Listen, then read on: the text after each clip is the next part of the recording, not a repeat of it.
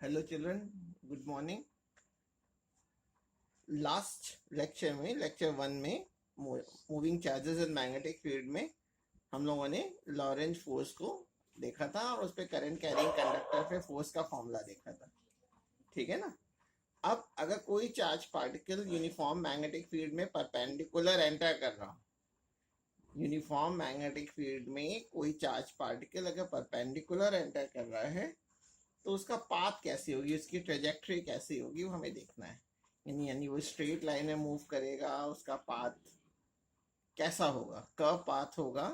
तो मेरी जो नेक्स्ट हेडिंग है वो motion of a charge particle, motion of a charge particle in a magnetic field. ठीक है, motion of a charge particle in a magnetic field. तो मैं वो वाला केस ले रहा हूं जब कोई चार्ज पार्टिकल मैग्नेटिक फील्ड में परपेंडिकुलर एंटर कर रहा है, परपेंडिकुलर एंटर कर रहा है। ठीक है, 90 डिग्री पे एंटर कर रहा है। तो मैंने सपोज कर लिया है कोई चार्ज पार्टिकल क्यू है, वो v वेलोसिटी से यूनिफॉर्म मैग्नेटिक फील्ड में एंटर कर रहा है। मैग्नेटिक फील्ड यूनिफॉर्म है, ठीक है।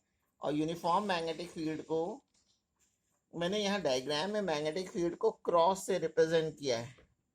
जब भी क्रॉस से रिप्रेजेंट करते हैं तो इसका मतलब होता है कि मैग्नेटिक फील्ड की डायरेक्शन कॉपी के परपेंडिकुलर इनवर्ड डायरेक्शन में।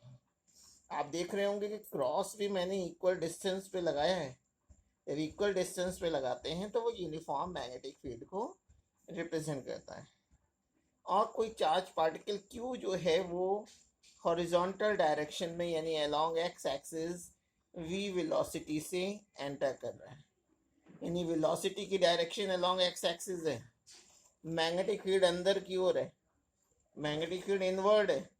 तो अगर मैं right hand palm rule number 2 use करूं, right hand palm rule number 2, जिसमें हमने आपको बताया था कि थंब होती है करंट की डायरेक्शन में, फिंगर्स होंगी फील्ड की डायरेक्शन में, और पाम फोर्स को बताएगा। तो charge particle positive x axis के डायरेक्शन में मूव कर रहा है, इसका मतलब यही करंट की डायरेक्शन है। तो करंट की डायरेक्शन हो गई towards right, magnetic field inward है, इसलिए इस पे जो फोर्स लगेगा वो अपवर्ड डायरेक्शन में लगेगा। तो इस अपवर्ड डायरेक्शन में फोर्स लगने से क्या होगा कि चार्ज पार्टिकल स्ट्रेट ना जाकर के ऊपर की ओर मूव कर जाएगा। ठीक है, और जब वो यहाँ पहुंचेगा तो वेलोसिटी की डायरेक्शन अपवर्ड हो जाएगी, वेलोसिटी की डायरेक्शन अपवर्ड हो जाएगी, मैग्नेटिक फील्ड इनवर्ड है तो फोर्स टुवर्ड्स लेफ्ट रखेगा। अब इसकी वजह से ये चार्ज पार्टिकल है वो आर रेडियस के सर्कुलर पाथ में मूव करता है। तो सबसे पहले हम ये देखेंगे कि मैग्नेटिक फील्ड की वजह से कितना फोर्स लग रहा है। मैग्नेटिक लॉरेंज फोर्स, वो फॉर्मूला जानते हैं, Q V B sine theta होता है, लेकिन ये परपेंडिकुलर एंटर कर रहा है इसलिए क्यू वी बी साइन 90 हो गया। और जब भी परपेंडिकुलर एंटर करेगा वो सर्कुलर पाथ में मूव करेगा। और कोई भी बॉडी अगर सर्कुलर पाथ में मूव कर रही है चिल्ड्रन, तो वो सेंट्रीपिटल फोर्स उसको ज़रूरत होगी। तो ये सेंट्रीपिटल फोर्स का फॉर्मूला जानते हैं, होता है mv²/r। लेकिन ये सेंट्रीपिटल फोर्स मिलता कहाँ से? जो लॉरेंज फोर्स होता है वो सेंट्रीपिटल फोर्स प्रोवाइड करता है। तो मैंने यहाँ पे लिख दिया है कि Lorentz force provides the centripetal force. Centripetal force को मैंने FC सिंबल से लिख दिया और मैग्नेटिक लॉरेंज फोर्स को FM। जब दोनों को इक्वेट कर दिया तो एक v कैंसिल हो गई और रेडियस का फॉर्मूला आ गया, R = mv/qb। और m × v आप जानते हैं मोमेंटम होता है। तो कई बार आपसे ये कह देता है प्रूव करके दिखाइए कि रेडियस जो है मोमेंटम के डायरेक्टली प्रोपोर्शनल हो। ठीक है, तो ये इंपॉर्टेंट रिजल्ट सामने आया कि जब भी चार्ज पार्टिकल परपेंडिकुलर एंटर करेगा तो उसका पाथ सर्कुलर होगा और उसकी रेडियस का फॉर्मूला हो जाएगा mv/qb। अच्छा, अब जब ये सर्कुलर पाथ में मूव कर रहा है, सर्कुलर पाथ में मूव कर रहा है तो उसका टाइम पीरियड क्या होगा, उसकी फ्रीक्वेंसी क्या होगी, ये देखना है। ठीक है, मैंने सपोज कर लिया है कि charge particle angular frequency, angular velocity को एंगुलर फ्रीक्वेंसी भी बोलते हैं, ओमेगा है। तो ओमेगा का फॉर्मूला 2πn या 2π न्यू होता है, और फ्रीक्वेंसी इज इक्वल होता है 1 टाइम पीरियड। तो एंगुलर वेलोसिटी ओमेगा का फॉर्मूला हो गया 2π/t, और टाइम पीरियड निकालना है यानी टाइम ऑफ वन रोटेशन। तो टाइम ऑफ वन रोटेशन अगर निकालेंगे तो टाइम इज इक्वल होता है distance upon speed. Distance cover करेगा सरकमफेरेंस के इक्वल यानी 2πr, और स्पीड v है। r की वैल्यू हम लोग इधर पीछे निकाल चुके थे, r का फॉर्मूला आ गया था mv/qb। तो ये r की वैल्यू इसमें पुट कर दी गई है, r की जगह रख दिया mv/qb। तो v से v कैंसिल हो गया, फॉर्मूला आ गया 2πm/qb। ये टाइम पीरियड का फॉर्मूला आ गया। तो फ्रीक्वेंसी क्या होगा इसका रेसिप्रोकल, तो qb/2πm फ्रीक्वेंसी का फॉर्मूला हो गया। और अगर एंगुलर फ्रीक्वेंसी निकालना है या एंगुलर वेलोसिटी निकालना है तो ओमेगा इस फॉर्मूले में रख देंगे तो एंगुलर फ्रीक्वेंसी आ जाएगी। अच्छा, ये टाइम पीरियड का फॉर्मूले अगर आप देखें या फ्रीक्वेंसी का फॉर्मूला देखिए, इसमें वेलोसिटी नहीं आया है। वेलोसिटी से ये फॉर्मूला इंडिपेंडेंट है। इसका मतलब ये है कि चार्ज पार्टिकल मैग्नेटिक फील्ड में स्लो मूव करे या फास्ट मूव करे, उसके टाइम पीरियड पे कोई फर्क नहीं पड़ेगा, उसका टाइम पीरियड सेम रहेगा। ठीक है, ये हमने सारी चीजें तब निकाली हैं जब चार्ज पार्टिकल मैग्नेटिक फील्ड में परपेंडिकुलर एंटर कर रहा है। लेकिन अगर चार्ज पार्टिकल परपेंडिकुलर एंटर ना करे तो कैसा होगा? जैसे मैंने नेक्स्ट केस लिया हुआ है, motion of a charge particle. Particle को पार्ट लिख दिया है, ये पार्टिकल है, particle in a uniform magnetic field ही है। लेकिन कंडीशन ये है कि अब इसे थीटा की वैल्यू 90 डिग्री नहीं है। ठीक है, यानी कोई चार्ज पार्टिकल मैग्नेटिक फील्ड से थीटा एंगल बनाते हुए एंटर कर रहा है। तो लॉरेंज फोर्स का फॉर्मूला तो हम लोग QVB sin थीटा जानते हैं। जैसे इस वाले में परपेंडिकुलर एंटर कर रहा था तो QVB sin 90 ले लिया था, लेकिन अब किसी थीटा एंगल बना रहे हैं तो हम QVB sin थीटा ले लेंगे, QVB sin थीटा। और यहाँ पे वेलोसिटी का परपेंडिकुलर कंपोनेंट क्या हो जाएगा? अगर ये वेलोसिटी v है, ये वेलोसिटी v है और ये एंगल थीटा है, ठीक है ना, तो horizontal component v cos theta और vertical component v sin theta. तो ये जो मैग्नेटिक लॉरेंज फोर्स है यानी FM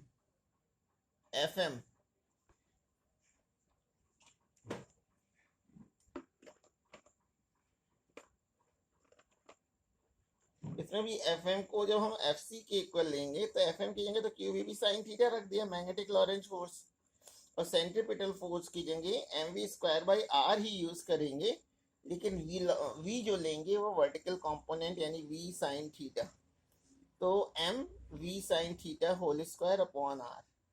तो इससे फाइनल फॉर्मूला आ गया r is equal to mv sin theta upon qb। जब चार्ज पार्टिकल थीटा एंगल पे एंटर करता है तो उसका पाथ सर्कुलर नहीं होता, बल्कि वो हेलिकल पाथ में मूव करता है। जैसे कॉइल होती है उसका पाथ अब किसे हेलिकल होगा, इस तरह से कॉइल शेप में मूव करेगा। ठीक है, और ये टाइम पीरियड का जो फॉर्मूला है, देखिए ये फॉर्मूला वेलोसिटी से इंडिपेंडेंट होता है। इसलिए अगर परपेंडिकुलर नहीं भी एंटर कर रहा है, किसी एंगल पे भी एंटर कर रहा है, तो टाइम पीरियड के फॉर्मूले में कोई चेंज नहीं आएगा, टाइम पीरियड यही रहेगा। ठीक है, और वन टाइम पीरियड में यानी वन रोटेशन में चार्ज पार्टिकल जितना हॉरिजॉन्टल डिस्टेंस कवर करेगा वन टाइम पीरियड में, उसको हम लोग पिच कहते हैं, PITCH, पिच। तो पिच क्या होती है? यानी चार्ज पार्टिकल जब परपेंडिकुलर एंटर नहीं करता है उस समय वो अपने टाइम पीरियड में जितनी डिस्टेंस कवर करेगा, हॉरिजॉन्टल डिस्टेंस जितनी कवर करेगा, the distance moved along the magnetic field, along the magnetic field horizontal थी, the distance moved along the magnetic field in one rotation is called pitch। अगर हमें ये horizontal distance निकालनी है children, तो distance is equal to होता है speed into time. अगर हॉरिजॉन्टल डिस्टेंस निकालना है तो हॉरिजॉन्टल स्पीड लेनी पड़ेगी, ठीक है ना, यानी v cos थीटा लेना पड़ेगा। तो यहाँ पे मैंने v cos थीटा ले लिया और टाइम पीरियड तो आप जानते हैं 2πm/क्यूबी होता है। ठीक है, तो ये आपका फॉर्मूला आ गया पिच निकालने का। अच्छा, अब अगर सपोज कर लीजिए कि कोई चार्ज पार्टिकल है, वो जब किसी फील्ड में एंटर करता है, तो वहां पे मान लीजिए कि अगर इलेक्ट्रिक फील्ड भी अप्लाई कर रखी है और मैग्नेटिक फील्ड भी अप्लाई कर रखी है, और इलेक्ट्रिक फील्ड और मैग्नेटिक फील्ड म्यूचुअली परपेंडिकुलर है, जैसे मैंने ये दिखा रखा है 3 कोऑर्डिनेट एक्सिस दिखा दिया। कोई चार्ज पार्टिकल है क्यू है, वो v वेलोसिटी से अलोंग एक्स एक्सिस मूव कर रहा है। ठीक है, और इलेक्ट्रिक फील्ड y एक्सिस के अलोंग अप्लाई कर रखी है, मैग्नेटिक फील्ड z एक्सिस के अलोंग। ठीक है, तो लॉरेंज फोर्स का जो जनरल फॉर्मूला होता है, जनरल फॉर्मूला में इलेक्ट्रिक फील्ड और मैग्नेटिक फील्ड दोनों की बात करते हैं। तो लॉरेंज फोर्स का जो फॉर्मूला होता है vector F is equal to QE electric field में फोर्स, और दूसरा ये पढ़ चुके हैं QV क्रॉस B। ठीक है, अब देखिए F is equal to QE formula जानते हैं, ये इलेक्ट्रिक फील्ड Z एक्सिस के अलोंग अप्लाई कर Y एक्सिस के अलोंग है। तो अगर मुझे वेक्टर फॉर्म में लिखना है तो वेक्टर फॉर्म में क्या हो जाएगा, EJ इलेक्ट्रिक फील्ड के मैग्नीट्यूड को उसके यूनिट वेक्टर से मल्टीप्लाई कर लिया। वेलोसिटी देखिए किस एक्सिस के डायरेक्शन में, अलोंग एक्स एक्सिस, जिस डायरेक्शन में यूनिट वेक्टर I लेते हैं, तो वेक्टर V की वैल्यू हो गई VI और मैग्नेटिक फील्ड की वैल्यू हो जाएगी BK। तो यहाँ पे जो फॉर्मूला है इसमें वेक्टर E, वेक्टर V और वेक्टर B की वैल्यू मैं पुट कर दूं, मैंने वेक्टर E की वैल्यू रख दी, वेक्टर V की और वेक्टर B की, और वेक्टर में ये फॉर्मूला होता है कि I क्रॉस K की वैल्यू -j के इक्वल होती है। क्लास 11th में वेक्टर प्रोडक्ट में पढ़ा था। तो यहाँ पे मैंने I क्रॉस K की जगह -j रख दिया, फिर j यहाँ से कॉमन आ गया, तो ये फॉर्मूला आ गया। ठीक है, लेकिन अगर सपोज कर लीजिए कि ये जो नेट फोर्स है ये हमने तब निकालना है जब इलेक्ट्रिक फील्ड और मैग्नेटिक फील्ड दोनों परपेंडिकुलर अप्लाई कर रखी हो। ठीक है, और जब दो मैग्नेटिक फील्ड दो फील्ड अप्लाई कर रखी है, इलेक्ट्रिक फील्ड भी और मैग्नेटिक फील्ड भी, और चार्ज पार्टिकल सपोज कीजिए कि कोई भी डेविएशन शो नहीं कर रहा है, अनडिफ्लेक्टेड चला जा रहा है, यानी इलेक्ट्रिक फील्ड क्या करेगी, इसे फोर्स ऊपर की ओर लगाएगी, और मैग्नेटिक फील्ड की वजह से जो फोर्स लगेगा वो V और B दोनों के परपेंडिकुलर लगेगा।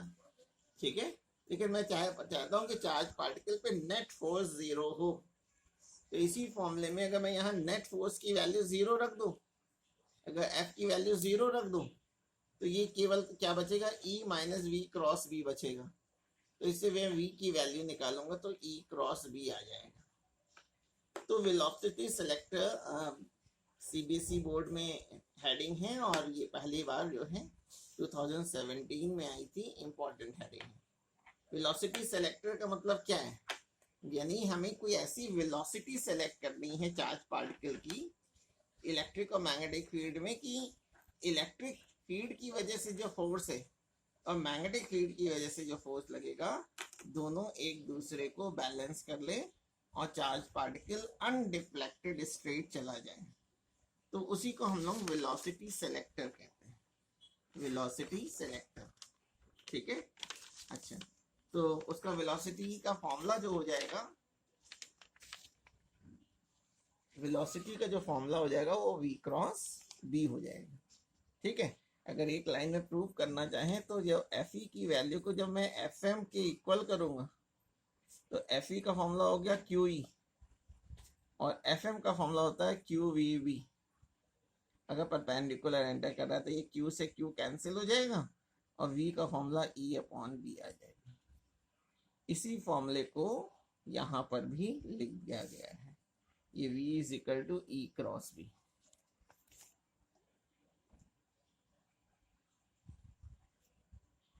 ठीक है, तो वेलोसिटी सेलेक्टर में बस ये फॉर्मूला याद रखना है, ये न्यूमेरिकल्स में यूज हो जाता है। अब चार्ज पार्टिकल जब मैग्नेटिक फील्ड में परपेंडिकुलर एंटर करता है तो उसका पाथ सर्कुलर होता है, तो इस पे बेस एक डिवाइस है जिसको हम लोग कहते हैं साइक्लोट्रॉन। साइक्लोट्रॉन, ठीक है, cyclotron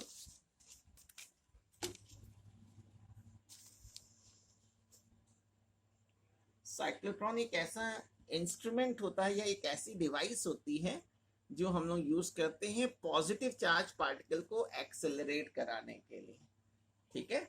it is a device which is used to accelerate charge particles और आयंस टू हाई एनर्जी, ठीक है। अच्छा, और इसको दो साइंटिस्ट थे, लॉरेंस और लिविंगस्टन, उन्होंने इसको डिस्कवर किया था। इसके मैंने यूजेस भी लिख रखे हैं। ये यूजेस हैं, हॉस्पिटल्स में यूज होता है to produce radio active substance for diagnosis and treatment and to implant ions into solids and modify their properties. ये दो तीन यूजेस हैं। चार्ज पार्टिकल को एक्सेलरेट कराने के लिए यूज करते हैं, हॉस्पिटल्स में रेडियो एक्टिव सब्सटेंस को प्रोड्यूस कराने के लिए किया जाता है, ठीक है। अब इसका प्रिंसिपल क्या है? इसका प्रिंसिपल वही है जो अभी तक हम लोगों ने देखा है कि अगर कोई चार्ज पार्टिकल मैग्नेटिक फील्ड में परपेंडिकुलर एंटर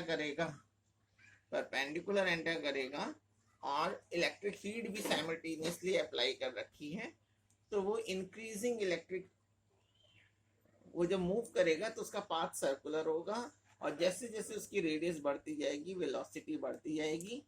ऐसा मैं इसलिए कह रहा हूँ क्योंकि पहले हम लोग देख चुके हैं कि अगर रेडियस जो है वो वेलोसिटी के डायरेक्टली प्रोपोर्शनल होती है। तो इसके प्रिंसिपल को मैं एक बार रीड कर दूं। इसका प्रिंसिपल क्या है? Charge particle can be accelerated to large kinetic energy by making it to pass through a small region of oscillating electric field. इसमें इलेक्ट्रिक फील्ड कांस्टेंट नहीं होती, इलेक्ट्रिक फील्ड की वैल्यू पीरियोडिकली चेंज होती रहती है, और मैग्नेटिक फील्ड हम लोग परपेंडिकुलर अप्लाई करते हैं। ये साइक्लोट्रॉन की मैंने डायग्राम दिखा रखा है। इसमें साइक्लोट्रॉन में होता क्या है, दो सेमी सर्कुलर डीज होती हैं, टू सेमी सर्कुलर डीज होती हैं, एक को D1 नाम दे दिया गया है, एक को D2, और इन दोनों डीज के सेंटर में एक सोर्स चार्ज होता है, यहां से पॉजिटिव चार्ज पार्टिकल निकलता है, ठीक है। इन डीज को हम लोग ने क्या किया है कि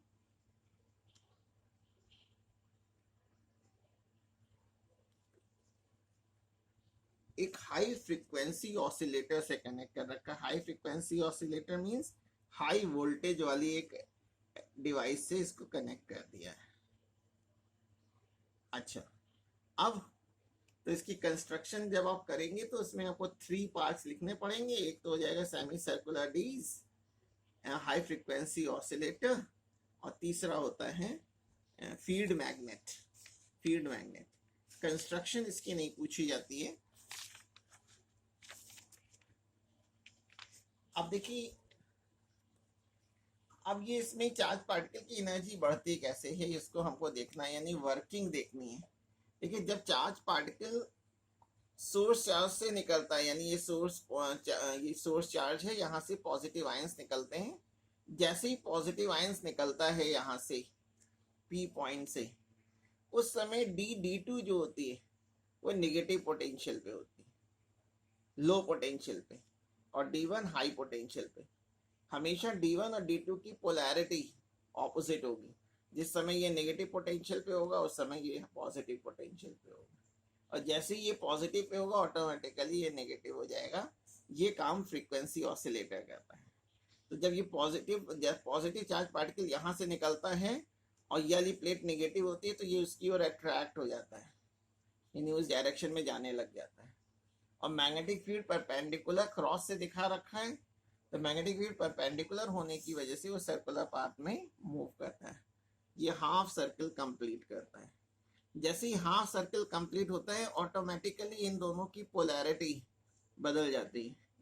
अब D1 जो है वो नेगेटिव पोटेंशियल पे हो जाता है और D2 पॉजिटिव पोटेंशियल पे। तो ये इंक्रीजिंग इलेक्ट्रिक फील्ड के साथ वो एंटर कर जाता है, और फिर अब यहाँ पे वो सेमी सर्कुलर पाथ में मूव करता है। जैसे यहाँ एंड पे पहुंचता है, फिर दोनों की पोलैरिटी बदल जाती है, D2 नेगेटिव पोटेंशियल पे आ जाता है, और इंक्रीजिंग वेलोसिटी और इंक्रीजिंग रेडियस के साथ वो फिर एंटर कर जाता है। यही प्रोसेस चलता रहता है, और charge particle continuously increasing radius के साथ सर्कुलर पाथ में मूव करता है। जब एनर्जी सफिशिएंट बढ़ जाती है तो ये इसमें एक यहाँ पे एक विंडो होती है जिसको एग्जिट विंडो बोल देते हैं, वहां से चार्ज पार्टिकल बाहर निकल जाता है। अच्छा, इसको आपको पढ़ना पड़ेगा एक दो बार, तब आपको ये समझ में आएगा। अब साइक्लोट्रॉन फ्रीक्वेंसी का फॉर्मूला आप देख चुके हैं। जो फ्रीक्वेंसी का फॉर्मूला पहले पढ़ा है, जो डिराइव किया था, यही वाला फॉर्मूला दोबारा लिख देना है। बस इसका नाम, क्योंकि ये साइक्लोट्रॉन में पढ़ रहे हैं, इसलिए इसको साइक्लोट्रॉन फ्रीक्वेंसी बोल देते हैं। ठीक है। अब जब चार्ज पार्टिकल सर्कुलर पाथ में मूव कर रहा है तो उसकी काइनेटिक एनर्जी कितनी होगी? रेडियस का फॉर्मूला हम लोग निकाल चुके हैं। देखिए, रेडियस का फॉर्मूला हम लोगों ने कैसे निकाला था? जब सेंट्रीपिटल फोर्स को लॉरेंज फोर्स के इक्वल कर दिया था तो रेडियस का फॉर्मूला आ गया था। तो यहाँ से अगर मैं काइनेटिक एनर्जी निकालना है तो यहाँ से मैं v की वैल्यू अगर निकाल लूँ तो QRB/m हो जाएगी। तो वेलोसिटी आ गया QRB/m। इसमें रेडियस को मैंने कैपिटल R से लिखा है, ये जो सेमी सर्कुलर डिस्क है उसकी रेडियस है। अब काइनेटिक एनर्जी निकालना है तो फॉर्मूला होता है ½ mv²। ये v की वैल्यू यहाँ पे पुट कर देंगे, और जब पुट कर देते हैं तो ये फाइनल एक्सप्रेशन आ जाता है। ये मैक्सिमम काइनेटिक एनर्जी का फॉर्मूला हो गया। यहाँ तक आपको करना है, थोड़ा सा जो है पढ़ना पड़ेगा इसको ढंग से, तब आपको ये समझ में आएगा। बाकी मैं इसके नोट्स आपको सेंड कर दूंगा। That's all.